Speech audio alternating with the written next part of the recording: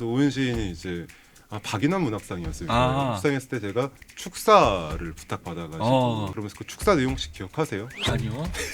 너무 하는구만. 어떻게 하셨죠? 그때 전 어떻게 축사를 했어요? 했는지도 모르겠는데 역시 세상에 감사합니다. 이럴 수가. 아니 아니 근데 지금 갑자기 말하는 순간 떠올랐어. 제 친구 중에 하나가 왜 자기가 올리면 좋아요를 사람들이 안 누르는지 모르겠대요. 그래서 너는 눌러? 했더니 자기도 안 누른대. 그런 사람들이 많다고 제가 했어요. 그런 사람들이 많기 때문에 네가 먼저 가서 눌러라. 그럼 그 사람이 다시 와서 누를 것이다. 했더니 다음에 만났더니 진짜 그렇대요. 그래서 이것도 마찬가지로 품앗이다. 마치 황인찬, 오은, 김민정이 돌아가면서 이런 자리에서 만나는 것처럼 참 의외로 시인들이 말을 하는 걸 좀 좋아하는 사람들이 한 것 같아요. 수다 정말 시간 가는 줄 모르고 떨 수 앉은 있잖아요. 자리에서 계속 그냥. 참 이상해. 시는 말을 줄이면 더 좋은 일인데 네. 그런 건가? 말을 줄이니까 평소에 다 떠들어 버리는 건가? 그럼 시도 길고 말도 많은 나 같은 사람은 안 그랬으면 더 날렸다는 얘기죠. 네네. 아유 그래도 시로 좀 덜어내는 게 있기 때문에 제가 그만큼 사람들에게 제 이야기를 할 수 있는 기회가 주어진다 이렇게 받아들이도록 하겠습니다.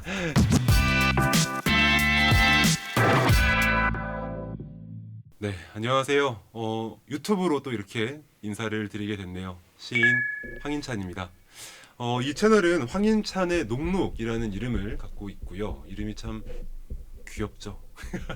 이 녹록이라는 건 이제 문을 두드리는 이 녹록, 노크 하는 소리를 이야기하는 거고요. 여러분들의 마음에 두드려 보겠다는 그리고 책이라고 하는 것이 또 우리의 마음을 두드리고 우리의 생각을 두드리는 일이기도 하죠. 그렇게 여러분들의 마음과 생각을 열심히 두드려보는 그런 채널이 됐으면 좋겠다라는 느낌으로 이렇게 붙였고요.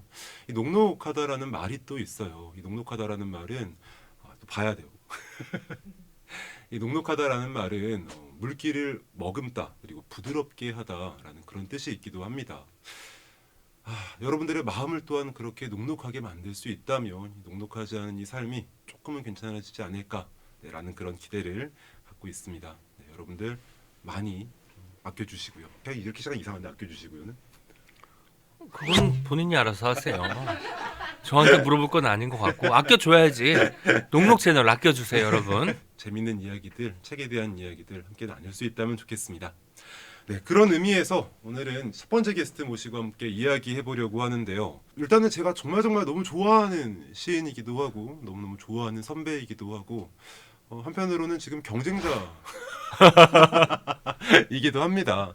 여러 가지 면에서 참 배우고 싶은 점이 많아요. 문학에 대해서도 마찬가지고 삶에 대해서도 마찬가지고 사람을 대하는 방식에 대해서도 마찬가지고요. 근데 오늘은 특히 방송을 어떻게 진행하면 좋을지 이 문단계의 유재석 그래서 한번 많이 배워보려고 저 유튜브 시작을 하면서 모셨어요. 오은 시인 모셨습니다. 네, 반갑습니다. 네, 안녕하세요. 반갑습니다. 유튜브 잘 안 보는 시인 오은입니다. 유튜브 안 봐요? 잘 안 봅니다. 유튜브 하고 계신데? 뭐 제가 나오는 건 봅니다. 뭘 잘못했는지 어떤 것을 수정해야 되는지 보기는 보는데 그리고 뭐 관련 채널들을 보기는 보지만 기본적으로 뭐 하루에 뭐 3시간, 4시간씩 보거나 하진 않고 10분 안쪽인 것 같아요. 보는 시간이. 그럼 뭘 봐요 평소에? 뭐 그냥 책 읽어요? 책 읽죠. 세상에 거짓말 아닌가? 진짜로 책 읽습니다. 책을 읽어야 말할 게 생기니까. 너무 대단한데 진짜. 영상을 보면 빠져드니까 저도 아는 거죠. 저도 한번 빠져들면 헤어나오지를 못하는 사람이에요. 게임도 그렇고 뭐 여러 가지 중독성이 있는 것들 있잖아요. 영상도 근데 중독성이 높잖아요. 도파민이 엄청나게 분비가 된다는 것을 느끼면서도 계속 보게 되니까 예전에는 미국 드라마 이런 거 정주행하기도 했는데 어느 순간 이렇게 살다 보면 피폐해지겠구나 싶어가지고 아예 안 보는 게 능사겠다. 시작을 하지 말자. 하지만 사람들에게 뭐 호평을 받고 많이 회자되는 작품은 나중에 시간을 내서 꼭 보자 이런 방식으로 살고 있어요. 그렇구나 세상에. 하지만 저희 황인찬의 녹록은 많이 봐주시고요. 뭐 오늘 어떻게 하느냐에 따라서 이 채널에 어쩌면 앞으로의 미래가 사실 좀 보일 거 아닙니까? 문학을 하는 사람하고 대화할 때 인찬 시인님이 참 편해 보이시거든요. 그래서 어쩌면 이 방송이 롱런하지 않을까라는 기대감으로 첫 번째 타자지만 네. 흔쾌한 마음으로 왔습니다. 너무 감사합니다. 일단은 뭐 오은 시인님 모신 건 정말 그런 이유이기도 해요. 아마 많은 분들 잘 알고 계시겠지만 팟캐스트로도 정말 오랫동안 많은 사랑을 받았고요. 또 지금은 또 유튜브도 또 함께 하고 계시고 그런 면에서 참 진행 선배라고 할 만한 분입니다. 그래서 어떻게 하면 좀 진행 노하우를 좀 배울 수 있을까? 그리고 어떻게 하면 이렇게 성공적으로 자리를 잡을 수 있는가? 등등 이런 것들을 좀 여쭙고 싶어서 모셨어요.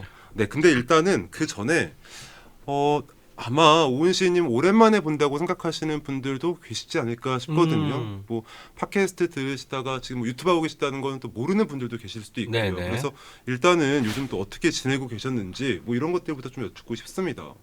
평소랑 비슷하게 저는 그 학교 강연을 많이 하고 있고요. 그러니까 전국에 있는 중학교, 고등학교에서 특강 형식의 강연들 의뢰가 많이 오는데 그런 것들을 소화하면서 가끔 기업 강연도 하고 지자체 강연도 하고 또 이런저런 행사에 사회를 보거나 모더레이터로 역할을 하면서 틈틈이 책 읽고 글 쓰면서 지내고 있고요. 지금은 경쟁 채널은 아니고 유사 채널입니다. 도서를 소개하고 저자를 모셔가지고 진행하는 알라딘이라는 인터넷 서점에서 만드는 온김에라는 그 유튜브 채널을 그 김모미 작가님하고 같이 진행을 하고 있고요. 지금 2회차까지 방송이 나간 상태입니다. 그렇죠. 어때요? 뭐가 좀 다른 것 같아요? 그게 지금 유튜브 시작하니까.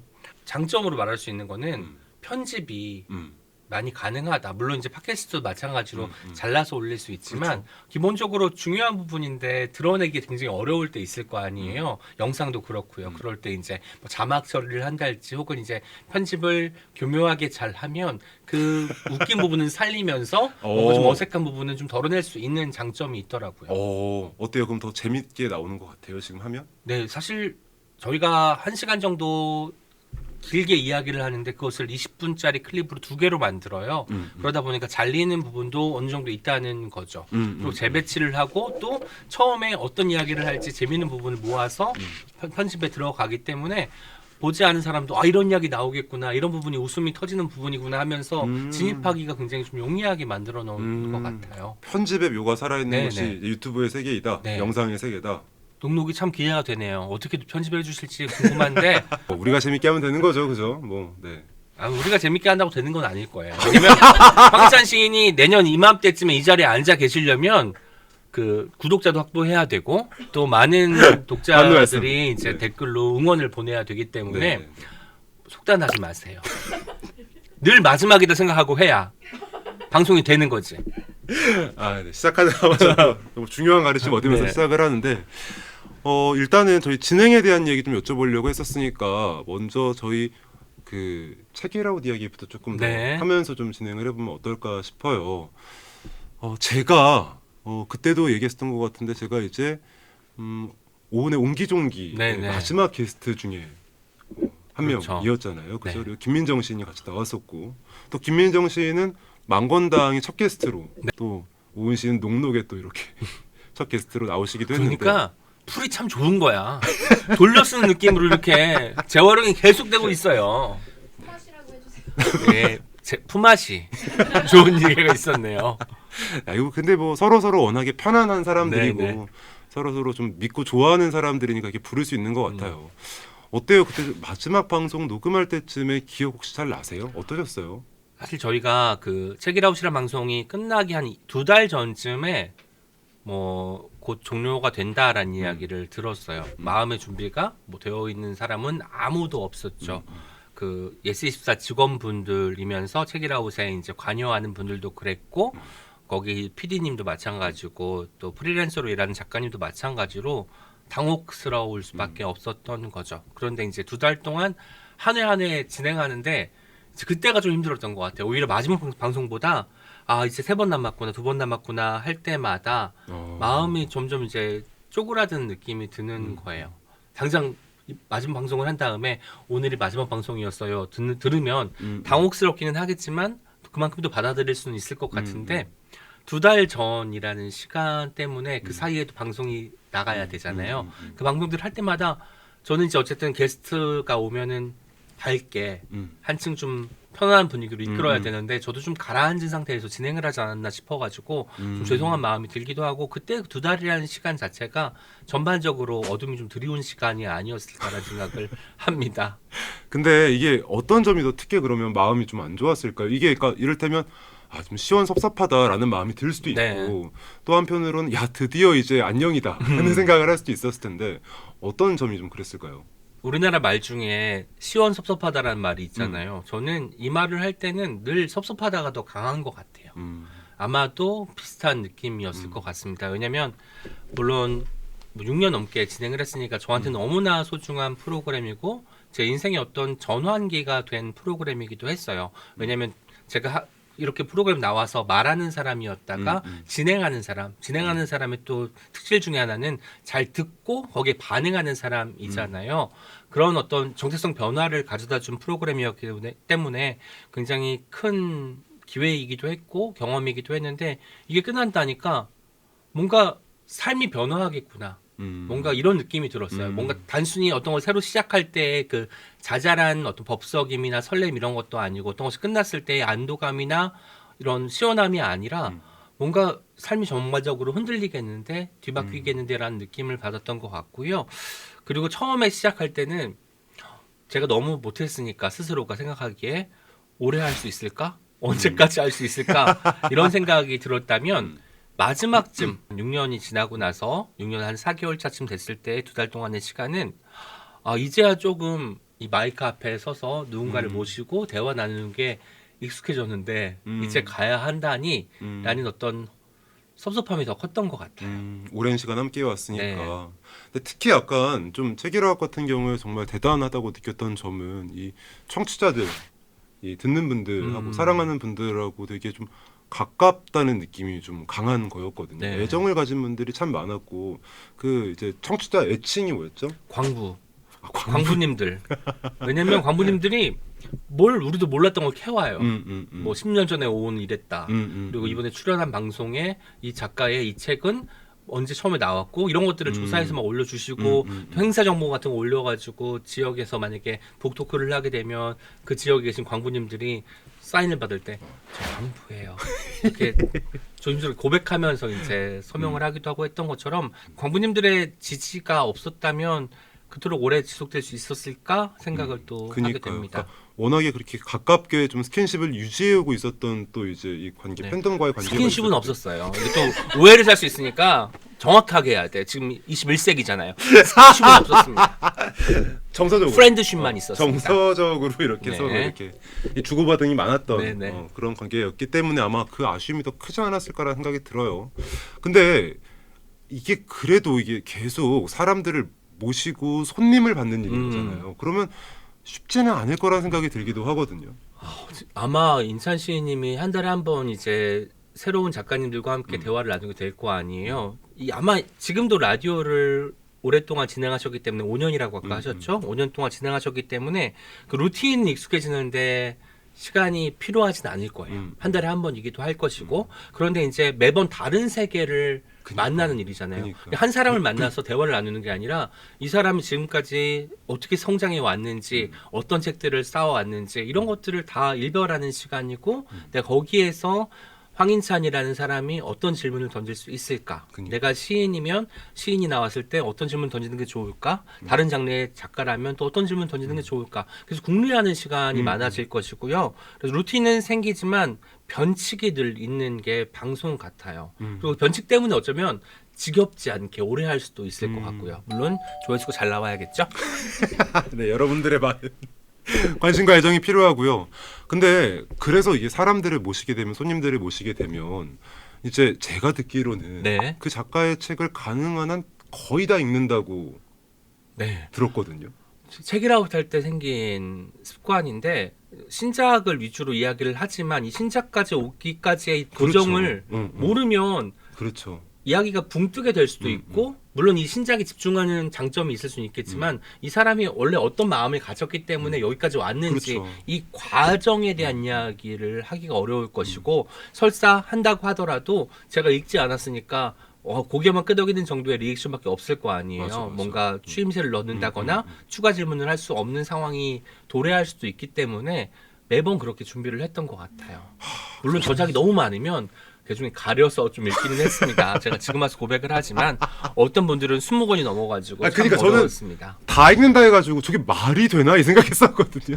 거의 다. 거의 다. 거의 다. 오케이. 하지만 황희찬 시인 나올 때는 다 읽었죠. 왜냐면 황희찬 시인은 제가 소화할 수 있을 만큼의 분량의 책들을 쓰셨더라고요. 이미 읽은 것들도 있고. 분발하는 걸로 하고. 근데 이게 저는 그래서 참 느끼는 건데 이 오은 시인이 참 뭐라고 하면 좋을까요? 제가 항상 이 배워야 될 점이라고 생각하는 점인데 이 사람에 대한 성의가 있어요. 성의가 사람을 좀 성의 있게 대하는 편이에요. 이게 대체로 사람 처음 보는 사람 앞에서도 정말 아무렇지도 않게 막말을 좀 하는 편이기도 한데 아니 갑자기 칭찬을 하다가 그런 사람이기 때문에 더더욱 좀 그렇다는 느낌이 들어요. 그 사람을 아끼고 가깝게 여길 수 있고 사람을 좋아할 수 있기 때문에 그렇게 성의를 갖고 대하는 게 아닌가. 그 막말을 한다는 것도 어떻게 보면 저는 이 사람의 뭐 전작, 뭐 책을 안 낸 작가라고 하더라도 문학 잡지 같은 데서 볼 수 있을 거 아니에요. 그럼 저 혼자 친밀감이 쌓인 거야 그 사이에. 이 친구는 저를 처음 보고 낯설고 또 선배라고 생각하니까 어려울 수 있는데 막 다가가서 부담스러울 수 있겠지만 저는 이미 이 사람이 쓴 작품들을 좀 읽어왔기 때문에 저 혼자 내적 친밀감이 높아져가지고 발휘되는 게 누군가한테는 부담일 수 있을 것이고 누군가한테는 뭔가 먼저 손을 내밀어주는 따뜻함일 수도 있겠다는 생각이 지금 드네요. 그렇죠. 그래서 저는 기억이 나요. 저 갓 등단했을 때, 네. 갓 등단했을 때 그게 어느 시상식 뒤풀이 자리였던가요? 문단 술자리였을 거예요. 그래서 거기 가서 앉아 있는데 저는 만 22살 때 이제 등단을 한 상황이었고 그래서 등단 지 1년이 아마 채 안 돼서 그때 뭐 22인가 3인가 그쯤 된 애가 앉아 있었을 거거든요. 네네. 근데 거기 앞에 이제 선배들이 이렇게 쭉 앉아 있었어요. 네. 주는 맥주 조금 먹으면서 벌써 가만히 불편해. 불편하게 앉아 있었는데 네. 오은 시인이 저기 제 맞은편도 아니야. 테이블로 치면 내가 여기 있으면 약간 이 대각선 저쪽쯤이야. 거기 앉았는데 갑자기 저한테 야, 인찬아 너 그렇게 안 봤는데 좀 그렇다 이러시는 거예요. 역시 미담은 아니군요. 그래서 아 예 이랬는데 나 지금 맥주가 비었는데 이게 사실 여러분 권력을 또 보여주는 방식이어서 마냥 웃을 수만은 없는 분위기지만 이야기 좀 더 들어보지요. 근데 그러면서 이제 말을 걸어준 거예요. 그래서 저는 그때는 뭐야 이러면서 내가 그렇죠. 이렇게 맥주를 이렇게 따랐었거든요. 근데 그러면서 이제 얘기해 보면 보니까 알겠더라고요. 그게 오은 시인은 말을 좀 걸고 싶고 저 친구랑 이야기하고 싶고 그리고 이게 좀 좋아서 하는 그런 느낌의 말이었던 거예요. 물론 저는 그때는 아무것도 모르고 이제 진짜 갓 태어난 사슴처럼 벌벌 떨고 있었는데 그렇게 귀엽진 않았어요. 같은 사람처럼 귀엽진 않았지만 어쨌든 제가 왜 당시를 기억해 보자면 인찬 시인이 술을 즐기지 않는 시인이에요. 많이 잘 마시지도 못하고 그런데 이제 막 먹으라고 한 다음에 제가 강요하면서 한 잔을 따라줄 수도 있었겠지만 천천히 먹는 걸 보니까 이 자리가 불편하고 어쩌면 술을 잘 못하는 친구일 수 있겠구나 싶으니까 제가 마시고 달라고 하면서 말을 거는 게 좋겠구나라는 생각을 하면서 다가갔던 거죠. 그래서 그때 이제 오은 시인이 이제 오은 시인 어떤 전매 특허 나 오은이야? 나 오은이야. 정말 근데 그때는 오은하면 다 알았나? 저는 지금 미치겠네요. 왜냐면 제가 그 이야기를 언제부터 썼는지 모르겠지만 나 오은이야. 그러면 사람들이 정말 모르는 사람들은 나는 누구야? 말을 해요. 자기소개하는 줄 알고. 네. 아, 요즘은 당시만 그래요? 하더라도 어땠는지 모르겠지만 다행히 그 문단의 술자리라는 게 뭐 다 알만한 사람들이 오기 때문에 그러니까, 아마 황희찬 그러니까. 시인이 오은이라는 존재를 알고는 있었을 것 같다는 생각이 당연히 듭니다. 알고 있었죠, 그죠. 그래서 제가 그때도 기억나요. 그래서 오은 시인이 이제 박인환 문학상이었을 거예요. 수상했을 때 제가 축사를 부탁받아가지고 그러면서 그 축사 내용 혹시 기억하세요? 아니요. 너무하는구만. 어떻게 하셨죠? 그때 전 어떻게 출사를 했었는지. 했는지도 모르겠는데 역시 세상에 감사합니다. 이럴 수가. 아니 근데 아니 지금 갑자기 말하는 순간 떠올랐어요. 가만히 있어봐. 황현 선생님 한 건 기억나요? 네 기억나요. 이거 봐 같이 했는데 두 명의 황씨 선생님들이 저의 상을 축하하기 위해서 와주셨어요. 황현찬 선생님과 황인찬 시인께서 네, 그래서 그때 얘기했던 게 그런 거였어요. 그 오은 시인에 대한 어떤 이제 기억을 얘기하면서 축사를 이제 시작을 하는데 오은 시인이 나 오은이야라는 말로 저에게 처음 말을 건넸던 네. 것부터 시작을 해서 그때는 참 이런 인간이 이런 인간이 있구나라고 생각을 했었는데 그 나 오은이야라는 말을 계속 듣다 보니까 아 그렇구나 이게 오은이구나 오은이라는 사람이 여기에 있는 거구나 그리고 이게 이 사람의 이 시인의 따뜻함이기도 하고 이 사람의 그리고 이 시인의 시의 저력이기도 한 거구나라고 막 얘기하는 그런 축사였답니다.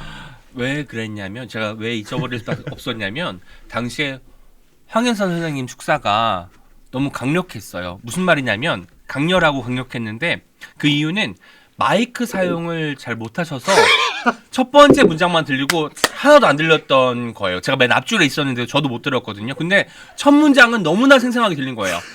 오은은 경박하죠. 이걸로 시작하는 축사였는데 그 뒤에 나중에 선생님께 여쭤보니까 그렇지만 이런 장점들이 더 많다의 이야기가 쏟아졌는데 그 이야기를 아무도 듣지 못했다는 바로 그 비운의 시상식 바로 황자 시인께서 축사를 해줬던 바로 그 시상식입니다. 네, 다들 뭐 비슷한 마음으로 네, 축하 네. 사랑의 마음을 전하네요. 나 오은이야 시작하면서 장점 말했듯이 오은은 경박하죠 다음에 분명히 좋은 말이 있었을 거라는 생각이 들고요. 그때 저희 부모님이 지역에서 올라오셔서 첫 상이니까 맨 앞줄에 계셨는데 첫 마디만 들으시고는 저분은 왜 시상식 축사에서 저런 말씀을 하시지? 당혹스러우셨다고 해요. 하지만 제가 또 나중에 집에 돌아가서 그 뒤에 좋은 말이 많았대라고 이제 말씀을 드렸죠. 아무튼 그 현장이었기 때문에 황인찬 시인 축사가 이제 잊혀질 수밖에 없었다는 말씀도 더하겠습니다. 이런 오은 시인이기 때문에 사실은 되게 많은 사람들한테 눈길을 끄는 사람이기도 하고요. 사랑을 많이 받는 사람이기도 하고요. 뭐 바로 그런 점이 아마 많은 분들하고 계속 오랫동안 이 체계라웃에서도 오랫동안 이제 호흡을 하고 이야기를 나눌 수 있었던 게 아닌가 그런 생각이 들어요. 참 재산은 재산이에요, 진짜. 근데 한편으로 그런 생각도 들어요. 사람을 이렇게 좋아하는 오은 시인이지만 사실은 모든 사람이 다 편할 수는 없잖아요. 네. 그리고 사실은 어떤 작가들은 그 사람이 뭐 좋은 사람이고 나쁜 사람이고를 떠나서 옆에 앉아 있으면 대화를 끌어내기가 불편했을 수도 있을 것 같거든요. 네. 어때요? 어떻게 했어요? 그럴 때는? 제가 이제 어떻게든 대화를 이끌어내려고 평상시에 이제 그분이 출연한 방송들, 뭐 유튜브부터 시작해서 팟캐스트를 또 찾아 듣고 이분은 말을 굉장히 아끼시는구나. 그러니까 혹시라도 말실수를 할까봐 굉장히 고르고 골라서 겨우 한마디를 건네는 분이로구나 하는 깨달음이 있는 분들이 있었을 거 아니에요. 그러면 걱정이 되죠. 그래서 나오셨을 때 처음에 이제 질문을 던졌는데 당혹스러웠어요. 어떤 책으로 나오셨을 거 아니에요. 이 책은 이런 책이고 이 사이에는 분명 이런 일이 있었을 것이고 이런 것들을 하나하나 모아서 그 누구의 방식으로 이렇게 써낸 게 바로 이 책이지 않습니까? 어떻게 이걸 쓰게 되셨어요? 했더니 그분이 너무 당황하셔가지고 얼어붙으셔가지고 네 라고 하신 거예요. 그때 오히려 당혹스럽기도 했지만 쉬운 것부터 가야겠다. 뭐 작가가 나왔으니까 이번에 책 나온 거 어떤 책인지 소개해 주세요가 아니라 점심 뭐 드셨어요? 뭐 책 보니까 이거 좋아하시는 것 같던데 이거의 매력은 뭡니까? 정말 쉬운 답변을 낼 수 있는 질문부터 시작을 해야겠다는 생각을 그때 한 거예요.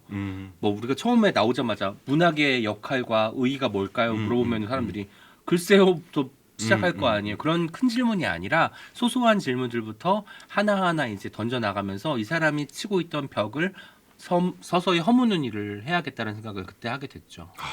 녹음이 1시간 반이던가요? 1시간에서 1시간 반 정도 그죠? 했죠 저희가. 그 시간 동안 사람 마음을 녹여가지고 네. 말을 끌어내가지고 재미있게까지 만들려면 진짜 너무 쉽지가 않을 것 같아요. 녹록 두고 보겠습니다.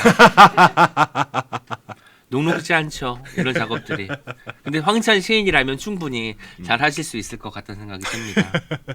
저는 또 이런 것도 좀 궁금하기도 했어요. 이게 그러니까 사실은 뭐 저도 마찬가지고 그렇지만 시인들은 다른 모든 것보다 내가 시인이라는 사실 이 시인으로서의 정체성이 사실은 가장 큰 위치, 중요한 위치를 차지하고 있잖아요.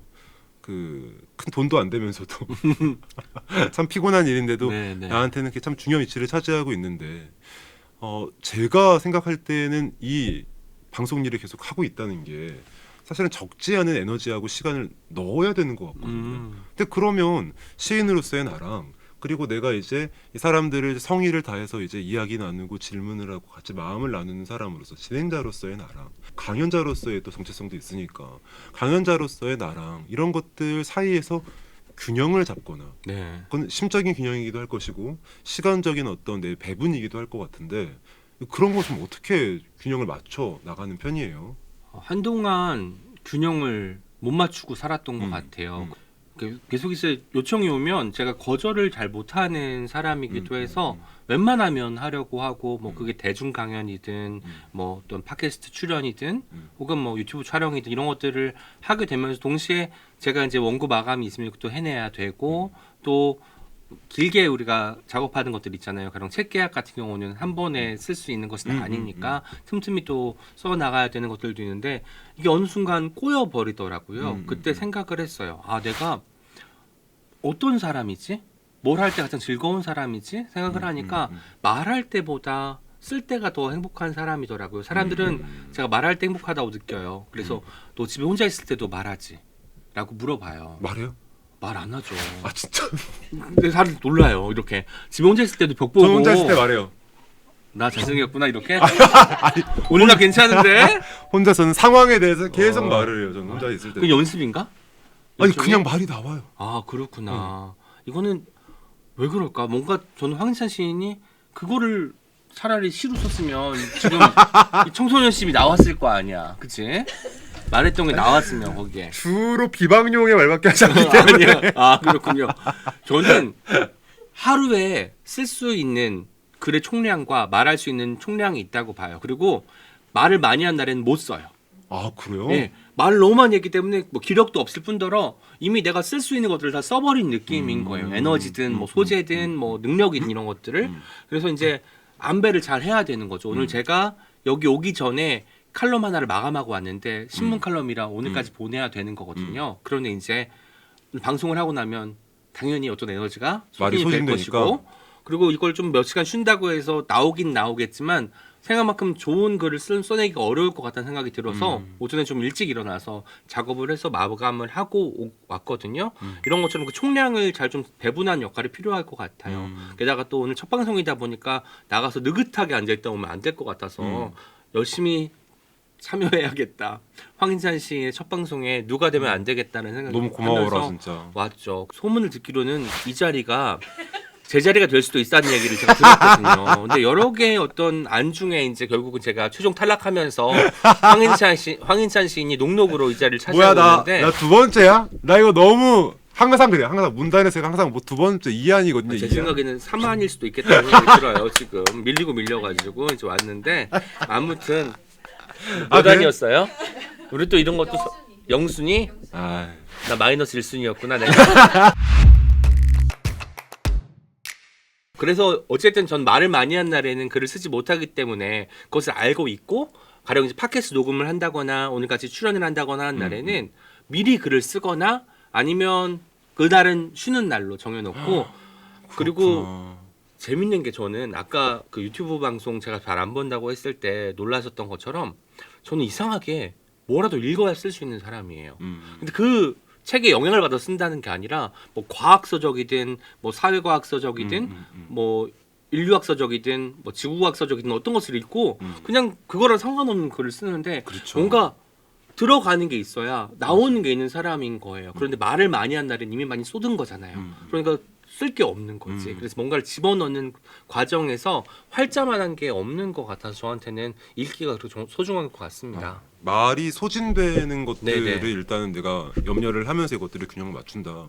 사실 오늘 여쭤본 거는 제 고민이기도 하거든요. 저도 이제 이것저것 뭐 라디오도 진행하고 있고 실세기도 하고 있고 학교에서 아이들 학생들 가르치고 있기도 하고 이런 것들을 계속 하고 있으니까 시간 배분이 너무 어려워. 어렵죠. 시간 배분이 진짜로. 근데 내 인생에 시는 제일 중요한데 음. 근데 한편으로 또 시는 내 생업을 책임져 주지는 않거든요. 그런데 시 덕분에 라디오 진행도 하게 된 그것도 거고 맞는 말이에요. 농구 진행도 하게 된 거잖아요. 어떻게 이렇게 생각해 보면 시가 나를 먹여 살려주지는 못하지만 시 때문에 나는 먹고 사는 것일 수도 있는 맞아요. 거예요. 저도 한편으로는, 생각해 보면 주변에서 저를 찾아주는 게 제가 시인이라는 그 타이틀이 없었다면 저를 불렀겠어요. 그냥 오은이라는 사람이 있는데 걔가 뭔데 이랬겠죠. 근데 그래도 뭔가 책을 써서 냈고 시인으로 활동하고 있으니까 이런저런 자리에 호명이 될 수 있는 거잖아요. 그래서 지금은 어쩌면 시인은 정말 저한테도 가장 소중한 어떤 놓을 수 없는 끈 같은 것이기도 하지만 그 덕분에 제가 방송들도 할 수 있고 여러 가지 기회를 통해서 여러 가지 상황들을 기꺼이 받아들이게 되면서 어쩌면 시인이 아니었다면 난 어떤 삶을 살고 있을까 생각하면 지금 조금 아득하기도 해요. 아마 황희찬 시인도 마찬가지일 것 같은데 그렇죠. 저는 직장 생활도 해봤지만 지금 프리랜서로 이제 시를 쓰고 이런저런 활동을 하잖아요. 다시 직장에 갈 수 있을까 생각하면 고개가 절로 저어지거든요. 왜냐하면 그 일정한 방식으로 매일매일 출퇴근을 하고 거기서는 안온함이 있어요. 매달 며칠에 월급이 들어오고 하는 것에 대한 여러 가지 안정적인 느낌이 있기는 하지만 이 분방함 속에서 매일매일 다른 나를 맞이하는 것 둘 중에 선택하려고 하면 뭔가 경제적으로 좀 불안할 수 있어도 후자의 상황을 선택하게 되지 않을까. 두 가지의 상황을 다 경험해본 사람으로서 나는 어떤 상황에 더 걸맞은가 싶었을 때 후자더라고요. 그렇구나. 저는 어디서 연봉 챙겨주면 갑니다. 네. 가겠습니다. 녹록 이제 얼마 남지 않았다는 소식을 전해드리면서 여러분 황인찬 씨 녹록 잘 들으셨죠? 이제 오은의 녹록으로 인사를 드릴 텐데요. 아마 얼마 남지 않았으니까 조금만 기다려주세요. 네, 녹록과 끝까지 함께 하겠습니다. 내가 어떤 것들을 좋아하는지 생각을 하는 일이 중요하다. 비슷한 고민들 하게 되지 않을까 싶습니다. 우리가 삶에서 주어지는 해야 되는 태스크가 한 종류인 경우는 거의 없고 이제는 그렇죠. 심지어 같은 직장 안에서도 정말 여러 가지 종류의 일들을 다 짊어지고 살아가야 하니까. 제가 어릴 때 롤플레잉 게임 이런 걸 좋아했는데 그때는 한 가지 역할만 하면 되잖아요. 제가 그니까. 궁 쏘면 활만 쏘면 난 돼. 힐러였어 항상. 그러니까 치료해주면 돼, 그쵸? 잘 피해 다니면서 그니까. 힐러는 또 HP가 적거든요. 그 역할에 충실하면 되는데 이제 동시다발적으로 여러 가지를 하게 되는 게 현대인의 삶이잖아요. 아마 황희찬 시인도 뭐 듣는 사람, 말하는 사람, 쓰는 사람, 읽는 사람으로 정체성이 고루 섞여 있는 상황일 테고 아마 걔 중에 지금 말하는 사람으로서 역할이 가장 크기 때문에 고민이 생긴 것이고 저 또한 마찬가지 상황인 거예요. 그런데 말을 많이 한 날에 쓸 수는 없지만 쓰고 싶은 마음은 제일 갈급이 나는 것 같아요. 그리고 읽을 때도 마찬가지고. 그래서 저는 이 균형을 찾는 것은 어렵지만 여전히 어떤 것을 하면서 다른 어떤 것이 그리워질 때 그때 더 절박한 작품이 나온다거나 진짜 하고 싶은 이야기가 나올 수 있다는 생각을 가지고 지금껏 써왔던 것 같습니다. 그렇구나. 저는 약간 사실 저의 가장 큰 딜레마는 그런 거거든요. 그러니까 아마 많은 비슷한 생각 드릴 텐데 나한테는 시쓰기가 제일 중요한 일이 있는데 사실 이 중요한 일 때문에 다른 일들을 하는 건데 네네. 이 다른 일 때문에 중요한 일들이 뒤로 밀려버리기도 할 수밖에 없고 그런데 오은신 이야기는 그런 거죠. 그러니까 그렇다 하더라도 밀려 있기 때문에 나한테 중요한 그 일은 더더욱 중요하고 소중한 것이 될 것이다. 네. 더 하고 싶어질 것이다. 그런 말씀인 거죠. 네. 그렇기 때문에 아마 하루에도 여러 개의 스케줄을 소화하는 날이 많을 거예요. 저는 사이사이에 꼭 작업할 시간을 마련해요. 책 읽는 시간과. 제가 유일하게 스스로를 칭찬하는 것 중에 하나가 이동 시간에 휴대폰 안 하는 거. 저 대중교통을 이용하는데 아마 인찬 시인님은 이제 오너 드라이버여서 이제 운전을 하기 때문에 다른 걸 하기 어렵겠지만 저는 이제 지하철과 버스를 많이 타잖아요. 그때 책을 읽어요. 그때 책을 읽고 대중교통에서 휴대폰을 안 보는 것만으로도 많은 텍스트를 좀 읽을 수가 있더라고요. 그래서 오는 길에도 거의 한 권의 책을 다 읽고 왔는데 뭐 그렇게 이제 읽기 때문에 그 시간은 읽음으로 채워졌어. 만약 1시간 제가 먼저 왔다고 하면 1시간 정도 짬이 나잖아요. 그럼 일찍 와가지고 인찬 시인과 여기 스태프분들하고 인사를 나누고 화기애애한 분위기로 이야기를 나눌 수도 있겠지만 근처 카페에 가서 1시간 정도 작업을 하는 거죠. 뭐 그런 식으로 틈날 때마다 뭔가 메모하거나 메모한 것들을 정리하거나 시가 될 만한 것들을 정리하는 시간을 가지니까 뭐 내가 정말 쓰고 싶은 게 이런 거였구나가 분명히 지는 동시에 시간에 쫓기면서도 그 시간을 내가 나름 시간이 휩쓸리지 않고 시간의 중심에 내가 있구나라는 생각을 할 수 있는 것 같습니다. 네. 하지만 여러분 이동하는 동안 정말 가장 보기 좋고 듣기 좋은 코너, 그 듣기 좋은 채널 오은의 눅눅입니다. 황희찬의 눅눅. 앞으로 네, 황희찬의 녹록입니다. 네. 많은 분들의 귀 친구가 눈 친구가 되어줄 거라고 생각을 합니다.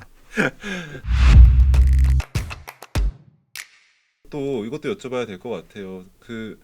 뭐 책이라웃하고도 참 많은 시간을 보냈지만 지금은 이제 또 새롭게 유튜브 채널을 시작을 해서 네.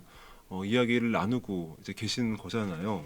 근데 어때요? 이게 지금 오디오 중심의 이제 콘텐츠를 하다가 영상으로 넘어오게 되면서 이것들이 나한테 좀 다르게 느껴지는 거예요. 아까 뭐 영상에 편집의 묘가 있는 것이다라고 이야기하긴 했지만 이 유튜브라서 더 느낄 수 있는 즐거움이나 매력 뭐 이런 것들이 좀 어떤 것들이 있을까요?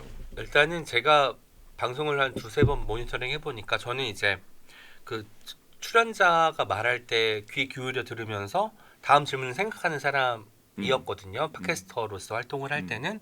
그러니까 그 제가 적어놓은 대본에 제 대본을 바라보면서 귀를 열어놓는 상황으로 이런 장면이 많이 잡히더라고요. 그런데 유튜브 채널을 보면 정면을 봐야 되잖아요. 근데 내가 고개를 숙이고 있는 게 많이 잡혀가지고 이런 버릇을 고쳐야겠다라는 생각을 하게 되었고, 유튜브 채널에서 제일 중요한 것 중에 하나는 저는 오히려 즉흥성이 아닐까 싶어요. 오늘도 대본이 너무 잘 짜여져 왔거든요. 그래서 이대로 흘러가면 너무나 괜찮은 방송이 나올 수 있을 것이고, 물론 제가 답변을 잘 한다는 가정하에 그랬겠지만 오히려 영상 콘텐츠의 묘미는 전혀 다른 데서 나오는 것 같아요. 이 사람이 이런 대답을 해? 그럼 여기에 대한 것을 좀 파고 들어가 볼까? 그러기 위해서는 진행자가 조금 더 긴장해 있어야 되죠. 어떤 말이 나올지 모르기 때문에. 그러니까 불어 예측하지 말고, 그리고 또 진행자가 반대로 맞장구 쳐주기만 하면서 추후 질문 던지는 건 좋지만 가르치려 들지 않는 태도, 이런 것들이 얼마나 중요한지를 몇 번 촬영을 한 다음에 깨닫게 되었어요. 그래서 앞으로 내가 어떻게 할 수 있을까?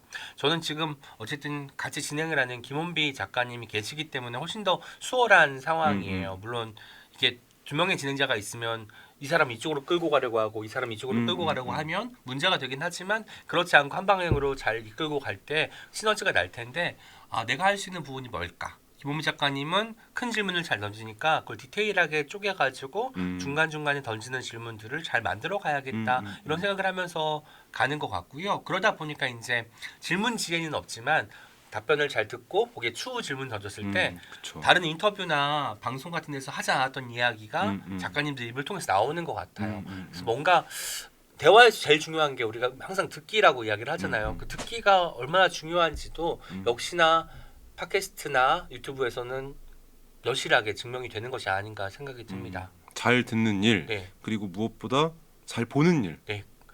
그러기 위해서는 그 출연자한테 관심을 기울여야 돼. 저도 사실 책이라웃 할 때 어려웠던 게, 내가 한 번도 관심 가져보지 않은 장르의 글을 쓰시는 분이 출연을 하실 때, 물론 전작이 몇 권 없어가지고 소화할 양은 많지 않지만 아무리 봐도 내가 보기에는 그렇게 매력적인 어떤 글이나 책이나 장르가 아닌데 거기에 대한 질문을 해야 되잖아요. 저는 그래서 주문을 걸었어요. 2주 동안은 이 사람과 사랑에 빠지자. 진짜? 네.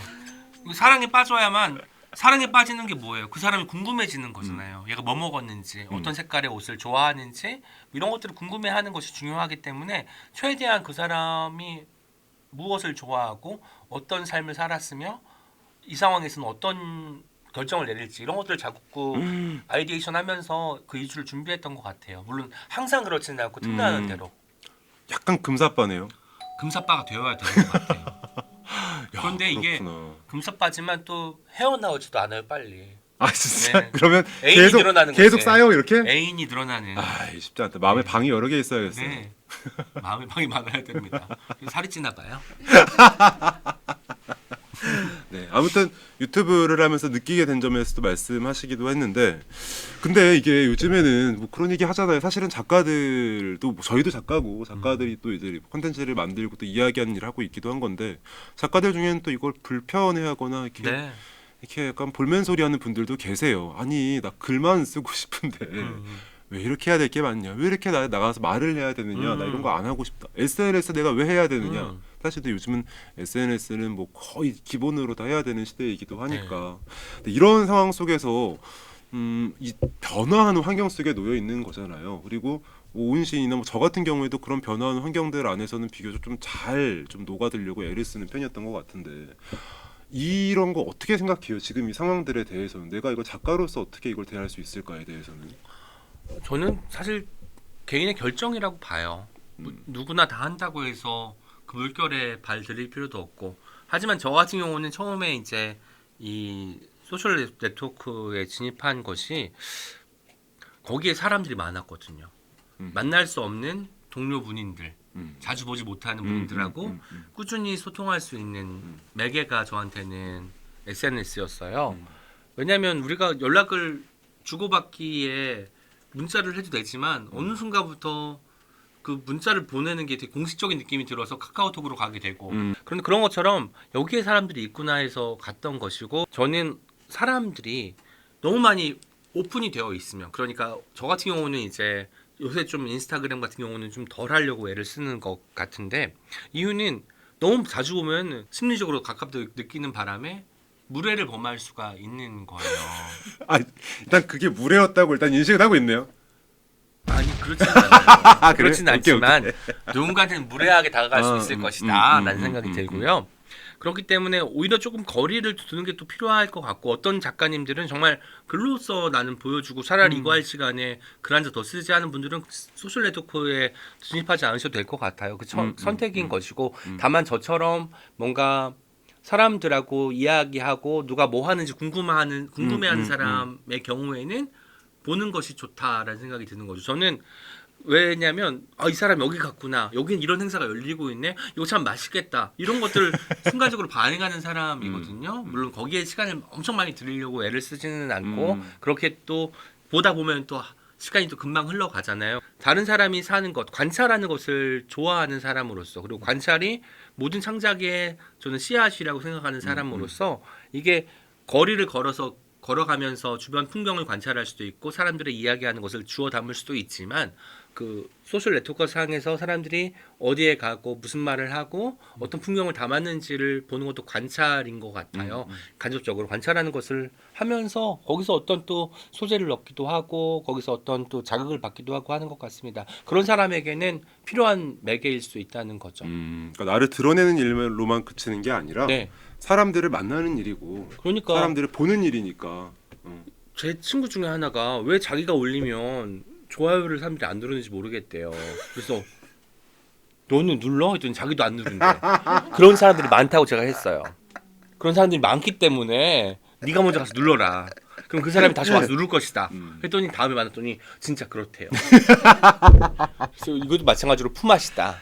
마치 황인찬, 오은, 김민정이 돌아가면서 이런 자리에서 만나는 것처럼 품앗이가 필요하다고 말을 드렸습니다. 서로 주고받는 것이다. 네, 어쨌든. 근데 그 마음도 주고받는 것이고 서로 본 것들을 주고받는 것이고 또 그렇기 때문에 이런 이제 책과 문학에 대해서 이야기하는 채널들이 또 필요하다라고도 네. 할 수 있을 것 같아요. 왜냐하면 그런 것들을 원하지 않는 분들이라고 하더라도 그렇다면 또 사람 좋아하는 오은이 혹은 또 함께 문학에 대해서 이야기하고 싶어하는 제가 그 작가님들 모시고 같이 이야기 나누고 작품에 대해서 조금 더 깊게 얘기할 수 있다면 또 그것 또한 모두가 또 즐거운 일이 될 수 있는 걸 네. 테니까. 근데 이거는 사실 그 생각도 드는데 나 그런 거 안 하고 싶어 난 글만 쓰고 싶어하는 사람들 거의 대부분이 소설가거든요. 네. 거의 대부분이 소설가고 시인들은 나 그런 거 싫은데 라고 하는 사람들 저는 거의 못 본 것 같아요. 왜냐면 소설가들은 제가 술자리나 이런 데를 가서도 보지만 물론 말을 잘하고 재밌게 하는 소설가도 있지만 대부분 듣는 역할을 자처해요. 그래서 제가 2000년대 중반에 생각을 했죠. 소설가들은 이 풍경을 잘 기억했다가 나중에 어딘가에 소설 한 장면으로 써먹기 위해서 그러는 것이고 시인은 이런 기회가 적으니까 지금까지 쟁여놨던 것들을 다 풀고 가는 거야.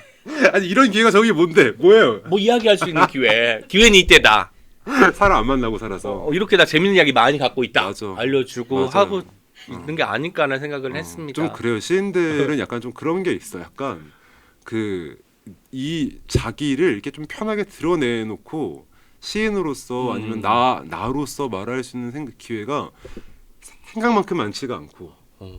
근데 어쨌든 시인들끼리는 서로 보면 너무 편하니까 거기서 말을 할 수 있어서 좀. 그렇기도 하고 또 이제 아무래도 경제적으로 시인들이 좀 더 어렵기 때문에 공짜 술과 안주가 제공되는 그런 자리에서는 4차까지 5차까지 남아 있는 것이 아닐까라는 생각을 하기도 합니다. 근데 이게 최근에 이제 코로나 이후에 여러분들 많은 자리가 없어졌잖아요. 그래서 1년에 한 번 보는 사람들도 못 만나게 되는 상황이 도래하긴 했지만 아마도 그런 기회가 흔치 않아서 그리고 어쩌면 그 하고 싶은 말들을 소설가들은 어떤 이야기로 이렇게 길게 할 수 있지만 시인들은 어떻게 그런 지면에도 길게 할 수 없기 때문에 쟁여두었다가 마치 본물을 쏟아내듯이 그런 자리에서 뿜어내는 것이 아닌가라는 생각도 하게 되네요. 참 의외로 시인들이 말을 하는 걸 좀 좋아하는 네. 사람들이긴 한 것 같아요. 수다 정말 시간 가는 줄 모르고 떨 수 앉은 있잖아요. 자리에서 계속 네. 그냥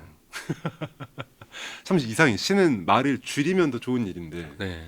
아 그런 건가? 말을 줄이니까 평소에 다 떠들어 버리는 건가?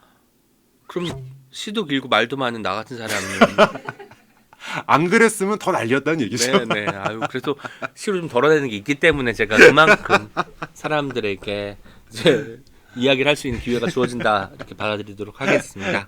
근데 뭐 아까 얘기했지만 소설가들이 어떤 장면들을 보고 막 관찰을 하면서 뭘 네. 얻어낸다 이런 말씀하셨지만 근데 사실 시인들도 그럴 때도 많이 있지 않아요? 사람들이 하는 말이나 대화 혹은 그러니까 저 같은 경우에도 친구랑 대화하다가 무슨 말이나 단어가 걸리면 나 이거 쓸게라고 하고 저 같은 경우는 그래서 그 옛날에 라디오 게스트 나가다가 누가 문자로 그 사연을 보내줬는데 그 사연이 자기가 달밤에 수영하던 얘기인 거예요. 그래서 이 달밤에 수영장 이미지가 너무 마음에 들어서 제가 달밤에 수영장 이미지로 시 쓸게요. 그리고 그냥 썼어요. 근데 어쨌든 그런 식으로 여기저기서 대화나 타인들이 하는 말들 같은 데서 뭔가를 얻어올 게 되게 많다고 생각이 네, 드는데 네.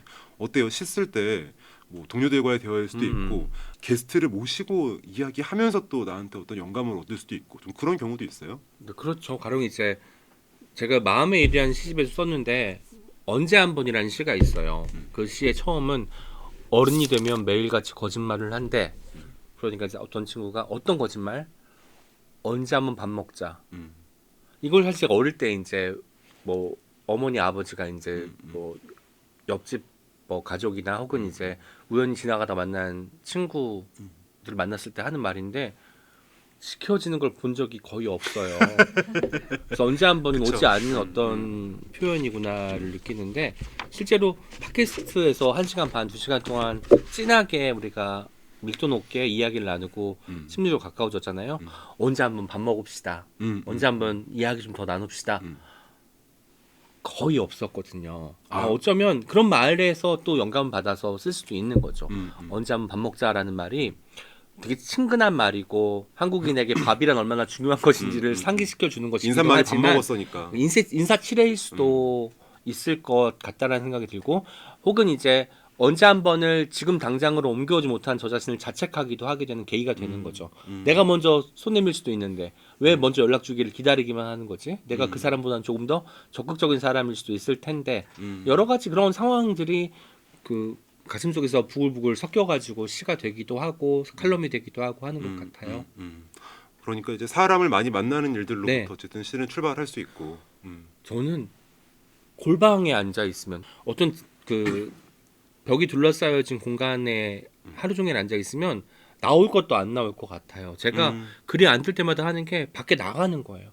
정처 없이 어디든 걷는 거야. 뭔가 새로운 걸 보고 뭔가 누군가가 대화 나누는 것을 엿듣지는 않고 대화 나누면서 웃는 모습을 관찰하고 나무에 잎이 몇 개 달렸는지 파악하고 이런 관찰들 이런 어떤 그 분위기 전환이 쓰게 만들더라고요. 그래서 한 공간에 계속 있는 것보다는 어쨌든 사람을 만나거나 사람을 스쳐 지나갈지언정 사람 속으로 걸어 들어가야 뭔가가 쓰이는 것 같아요. 저 같은 경우는 그렇기 때문에 대화하는 것을 좋아하기도 하고 그 대화에서 어떤 물꼬를 트기도 하지만 어떤 물꼬를 받아 가지고 와서 그 물꼬를 통해서 시를 쓰기도 하는 셈이죠.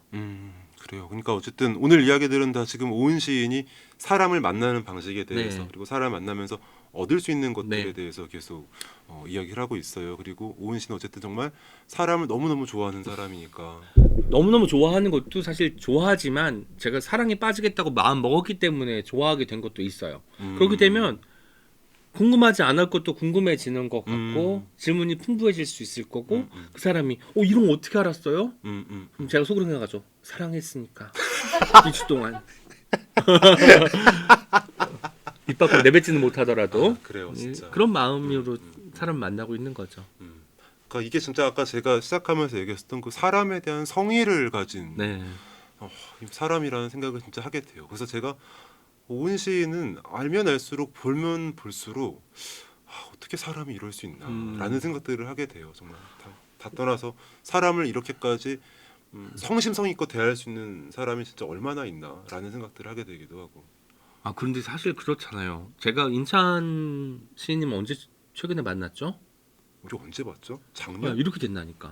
이렇게 되잖아. 이렇게 되니까 한 차례 한 차례 만남이 안 소중할 수가 없어요. 특히나 어린 시절에는 뭐 학교에서 만난 친구들이 나의 어떤 사회생활의 전부잖아요. 가족 빼고는.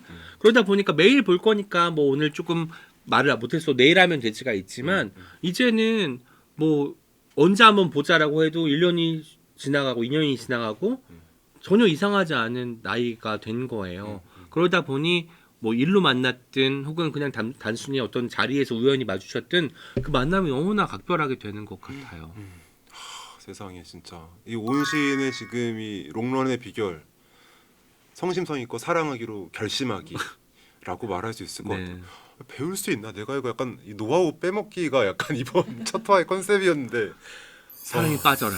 그니까 너무 쉽지 길이 않네요, 열릴 것이다. 진짜. 하지만 저도 또한 사랑을 해보겠습니다. 일단은 뭐 다 떠나서 오은 시인은 제가 너무너무 사랑하는 시인이고 사랑하는 선배니까 뭐 이건 정말 어려운 일이 아니라서는 얼마든지 이제 얘기할 수 있을 텐데. 다음번에 2회차 그 게스트에 정말 황희찬 시인이 사랑하기 어려운 사람이 나와가지고 본때를 보여주고 가야 그니까 이 방송이 뭔가 중심을 잡고 갈 수 있을 것 같은 생각이 들어요.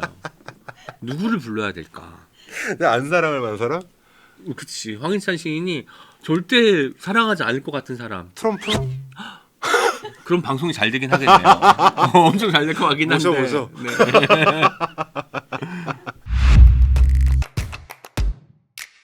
여러 가지 이야기 나누었는데 어쨌든 콘텐츠를 지금 만들고 사람 만나는 일들을 지금 하고 있는데 어쨌든 지금 환경이 바뀌어서 지금 새로운 걸 하고 있는 거고 그래서 아마 이제 막 시작을 했으니까 좀 정신이 없어서 뭐 당장 막 어떤 생각이 안 들 수도 있을 것 같은데 맞아요. 지금 하고 있는 유튜브 채널에서든 혹은 아니면 이 지금 하고 있는 채널과는 무관하게 다른 방식으로든 사람을 만나는 일 혹은 손님을 모시고 함께 이야기 나누는 일 혹은 뭐 이런 콘텐츠들이라고 할 만한 것들 혹시 뭐 내가 하고 싶은 것이 있다 꿈꿔보는 것이 있다 혹시 이런 게 좀 있을까요?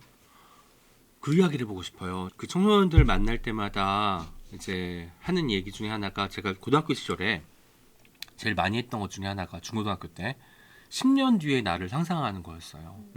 그냥 왜냐면 그게 당연히 안 이루어질 것 같기도 하고 하면서 무엇이든 될 수 있을 것 같은 가능성과 불가능성이 혼재하던 시기가 바로 청소년기잖아요. 그러면 저는 막 이른 나이에 취직을 해가지고 이제 부모님에게 매달 용돈도 드리고 나름 이제 윤택한 삶을 사는 오은이기도 하면서 또 어떤 건 보면 30대가 다 될 때까지 직업을 갖지 못해가지고 매일매일 친구들과 소주를 마시는 오은이기도 하고 매일매일 달라지는 그 인상이 있는 거예요. 근데 이제 거기서 착안을 해서 제가 혹시나 어떤 방송을 기획할 수 있다면 제가 진행자하고 첫 회 게스트라고 황희찬 시인을 모셨다고 한다면 10년 뒤에 황희찬과 10년 뒤에 오은이 대화를 나누는 거지. 상상을 해서 황희찬이 미리 준비해 와야 되는 거예요. 10년 뒤에 나는 무엇을 할 것이고 노을문학상 후보에 오르고 있을 것이고 막 이런 것들 있잖아요. 13개국에 번역되어 출판이 되었고 막 이런 것들부터 대박이다. 시작해가지고 뭐 서울에 집이 몇 채가 있고 뭐 이런 것도 있을 수 있고 아니 이게 서울에 집이 몇 채 있는 키우는 식물이 잘 자라가지고 천장을 뒤엎고 있고 막 이런 것들 여러 가지 10년 뒤에 황인찬 마음껏 상상할 수 있잖아요. 그걸 상정한 다음에 10년 뒤에 온가 만나가지고 강산이 변한다고 하는데 사람도 당연히 사람은 사실 뭐 한순간에도 변하지만 10년이 얼마나 변했을 겁니까? 재밌다. 10년 뒤에 내가 되어서 네. 10년 뒤에 내가 서로 대화를 나눠본다는 그래서 이야기인 거죠. 분장도 해야 돼. 10년 뒤로. 근데 약간 좀 어렵다. 이게 30년 후 분장이라고 하면 차라리 노인이 되고 나이가 확 들어버리면 되는데 10년 뒤면 애매하게 노화돼야 되잖아. 주름 좀 그린 다음에 검버섯 몇 개 박으면 돼. 근데 아무튼 되게 재밌네요. 10년 뒤 네. 나를 상상해보는 일. 네. 내가 지금의 나를 돌아볼 네. 수 있는 방식일 테니까. 예전에 박준 시인이 책이라고 나왔을 때 한 말이기도 한데 자기는 뭔가를 계속 쓴대요. 그게 자짐인데 그러면 꼭 그걸 하게 된대요. 마치 근데 10년 뒤를 그려서 어떤 이야기를 하게 되면 10년 뒤에 나의 삶과 맞닿는 부분과 뭐 그렇지 않게 된 부분도 있을 테지만 그걸 보면 뭔가 내가 뭐 기시감이 들지 하면 10년 뒤에 이미 그 삶을 상상 속으로나마 대신 살았기 때문에 이 삶이 낯설지 않을 수도 있다는 거예요. 저는 그 상상의 힘을 믿거든요. 좋은 쪽으로 10년 뒤를 상정한 다음에 이야기 나누면 서로도 행복할 거 아닙니까? 나 10년 뒤가 좋은 미래가 그 상상이 잘 안 되지 지금. 그런가? 지금 아니 나 개인이 아니고 약간 10년 뒤에 기후 위기 해결됐을까? 10년 뒤에 지금 이런 거 생각하면 심란해져가지고. 네. 10년 뒤에 오은 어떻게 상상해봐요? 10년 뒤에 오후는 일단 신머리는 아주 많지는 않을 것 같아요. 제가 아버지를 닮았는지 신머리가 많이 나지는 않거든요. 그런데 여기만 좀 하얘질 것 같기도 하고 그리고 지금보다 당연히 체력은 떨어졌을 테니까 아마도 좀 덜 활동적으로 지내고 있을 것 같기는 한데 제가 최근에 40대 들어서 한 2, 3년 됐어요. 그렇게 초록색과 알록달록한 것들이 좋더라고요. 원래 좋아했던 게 아니에요? 원래는 주황색만 좋아했죠. 아, 그렇죠. 감만 귤만 좋아했지만 이제 초록색을 좋아하게 됐어요. 그게 뭐랄까 뭔가 초록색이 마음에 평온을 주는 색이라고 하기는 하지만 생애 전환기라는 것을 받아들이게 된 거죠. 그럼 오늘 녹록이라서 이렇게 녹색으로 네. 맞춰 입으신 게 아니에요? 맞춰 입은 것도 있지만 동시에 초록색이 좋기도 해요. 제가 작년에 낸 책 제목이 초록을 입보이기도 하지만 맞아. 초록색이 좋기도 해서 왜 그럴까 했더니 이제 그 자연에서 발생하는 것들 잡초 같은 경우도 누가 피라고 해서 피는 게 아니라 자기들이 태어나는 거잖아요. 그리고 뽑아도 다시 피어나잖아요. 이런 어떤 생명력에 좀 관심을 갖게 됐어요. 아마 그래서 10년 뒤에 오는 아마 외국은 아닐 것이고 한국의 곳곳에 오지까지는 아니지만 뭐 군이나 리, 면 이렇게 끝나는 아주 작은 곳에 여행을 가는 사람이 되지 않을까. 그리고 간 김에 거기서 며칠 뭐 묵고 돌아오고 초록을 보러? 초록을 보고 뭔가 대한민국이 작은 땅이라고 하지만 평생을 봐도 다 못 볼 것 같거든요. 저는 근데 국내가 좋아요. 국내 여행을 하면 어쨌든 한국어니까 통할 것 같은 마음이 있는 거지 안도감이 있는 거잖아요.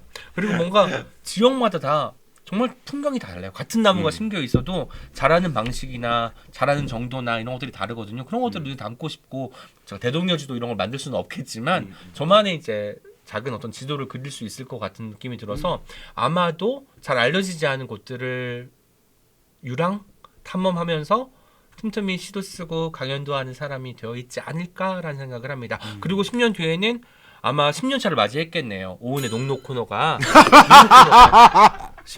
이 말 왜 안 하나 했어 내가. 오은 눅눅의 10년 차를 맞이할 것이고 그때 되면 또 온 김에 프로그램도 10년 차가 되니까 아주 기념비적인 10년이 되지 않을까 싶어요. 반지를 맞춰야겠어 아주.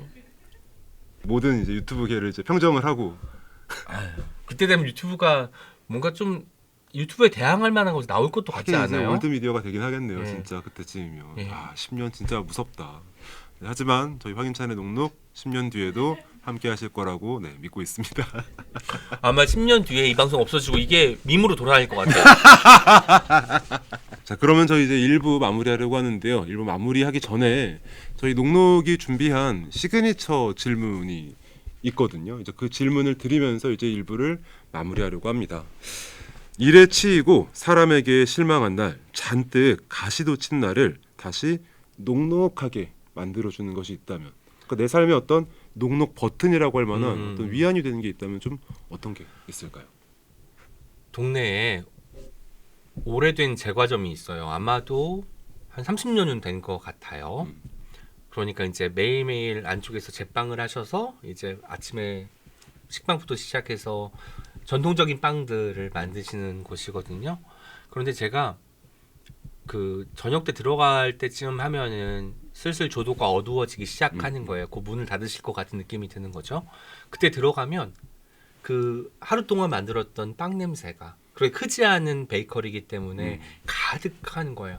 근데 아시다시피 빵은 냄새부터 사람을 그쵸. 사로잡는 게 있잖아요.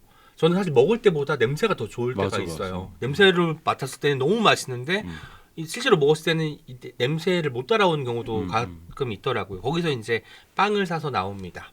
그리고 제가 천에 있는 그 산책로를 많이 걷거든요. 거기에 제 반려의자가 있어요. 반려의자는 자기가 반려의자인지 몰라요.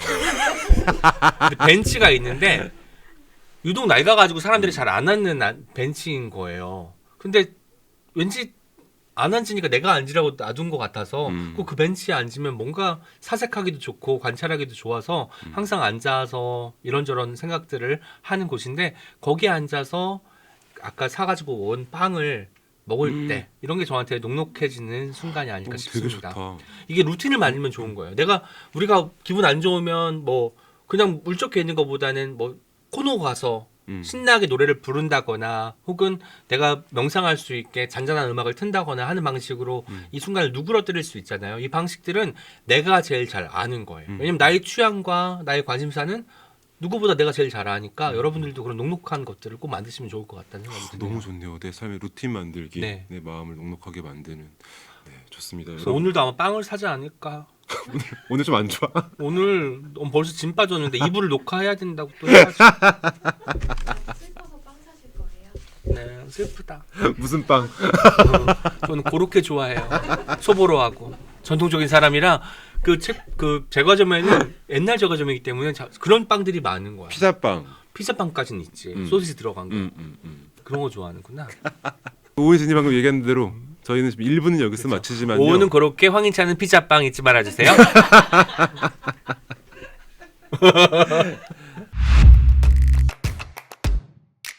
일단은 이제 첫 녹화를 이제 한 거예요. 오늘 이 자리에 함께 하신 소감은 어떠신지 일단 이것도 간단히 좀 여쭤보고 싶네요. 황인찬 시인의 장점이 목소리에도 있지만 그 중저음의 목소리가 사람을 좀 편안하게 해주는 게 있잖아요. 저같이 이제 좀 하이톤의 목소리는 사람 좀 들뜨게 하고 목소리도 빠르기 때문에 이제 말의 속도 빠르기 때문에 사람들을 뭔가 달리게 만드는 효과가 있다고 한다면 좀 차분한 마음을 갖고 임할 수 있어서 제가 하고 싶었던 이야기 이상으로 많이 뭔가를 쏟아냈던 것 같고요. 그리고 아마도 이런 방송이 쌓이면 녹록이 정말 유튜브의 강자로 특히 도서 콘텐츠의 강자로 우뚝 서지 않을까라는 생각을 하고 마치 이런 거 있잖아요. 백상예술대상 올해 도서 콘텐츠상 망구당 TV에 온 김에 감사합니다. 오은 김원비 수상을 했네요. 이렇게 될 수도 있다는 생각이 들고 축하합니다. 후보에 누를 수 있겠다는 생각이 드네요. 불러주셔서 감사합니다. 즐거웠어요. 네, 아무튼간에 저희 1부 이렇게 마치도록 하고요. 하지만 아직 오은 시인 보내드리지 않을 거예요. 아무리 진이 빠졌어도 놓치지 않을 거예요. 2부에서 다시 만나 뵙겠습니다. 2부에선 오은 시인의 청소년 시집에 대한 이야기, 근래에 나왔던 산문집 관련한 이야기들, 그리고 오은 시인의 청소년 시절 이야기들도 함께 들어볼 예정이니까요. 그럼 저희는 여기서 인사드리고요. 다음 주에 다시 2부로 만나 뵐게요. 감사합니다. 집에 가자 이제.